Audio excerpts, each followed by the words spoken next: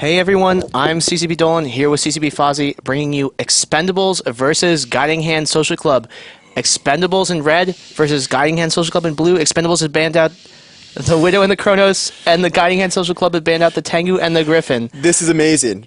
We have 3 Alliance Tournament prize ships in this match. There are 2 Vangles and a Malice for the Expendables. Now, the Expendables includes members of the Hydra Reloaded team that won the 9th Alliance Tournament, where they won the Vangles, and where their friends Outbreak won the Malices. So that's where they got these from. They're, again, incredibly valuable ships, incredibly powerful. They have bonuses to neuting and to damage. Really, really excellent ships, especially the Malice. I love the Malice. And you know what they're good at not taking damage from? Bombers. Bombers. That means, so like what we have on the Guardian Social Club team is something we haven't seen a lot in this tournament. We've seen in previous tournaments. It's a bomber kite control team. So we're seeing Hugins, a Neros, Ferox, and then 2 Nemesis and 2 Flycatchers. That's going to be a lot of sensor dampeners, a lot of webs. That being said, these Flycatchers actually do pretty good damage against frigates. Yeah, but T-Rex, when are you going to bring a normal setup? This is a very complicated, like, puppet master setup, and that's the kind of thing he really likes to do.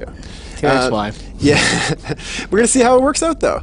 So this Legion for Expendables is probably going to be giving armor bonuses to the team. Yep. And Hard SP and his Vangle, the captain of the Expendables, is going to be trying to get some newts in. We'll see how. And it is Missile Legion, so he is set up with missiles, and it's going to be a really, really high damage team, really all around.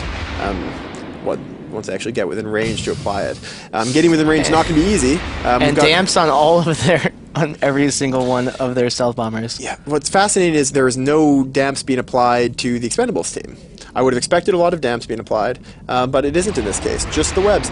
That Hugin taking a ton of damage. Oh, getting right back up. All right, so the Hugin of Tyrax Thork, the captain for Guardian Social Club, in a lot of trouble because he's losing structure on every single. You see how fast that Hugin. And now he's down.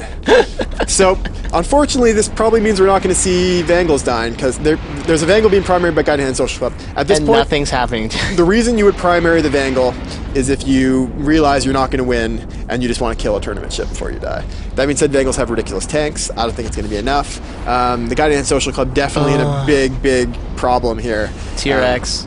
As the second Hugin goes and disappears. Yeah. T-Rex, why? T-Rex, I'm looking at you, why?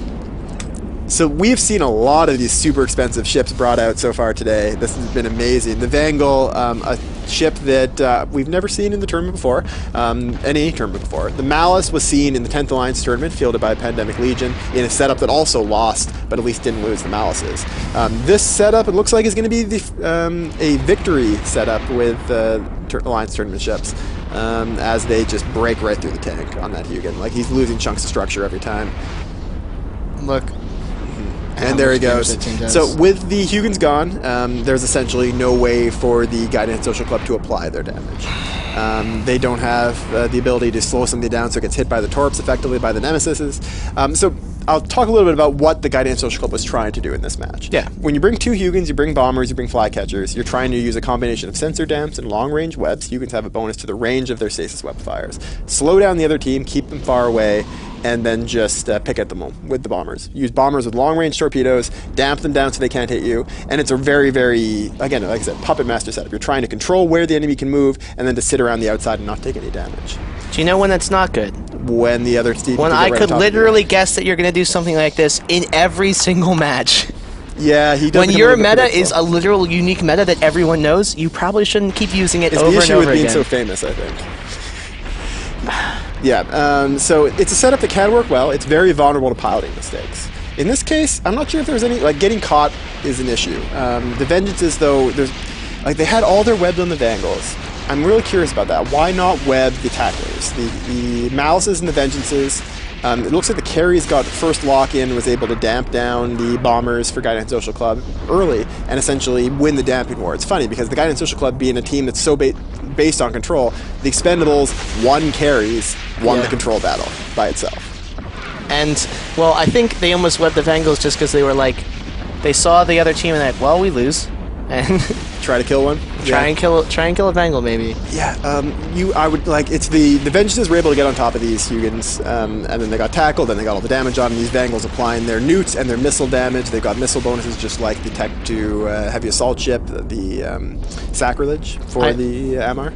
Well, we will be seeing Guiding Hand Social Club knocked out of this tournament. This is the losers bracket where your life is always on the line. But I will say that of a lot of the pilots in this, they only had 8 people, and 8 people show up to every match. They were obviously a very committed team. Yeah, these guys are experienced. They're going to be back in our 11th Alliance tournament. They're going to be back in the second New Eden Open. They're going to be here in every tournament, I'm sure. They're really, really dedicated to these matches. Yep. As we see the Ferox explode, and that is the end for Guiding Hand Social Club in this New Eden Open. Expendables moving their way through the losers bracket on their road to redemption. Yep. The Royal Road. And we will see you back in the studio in just a couple seconds.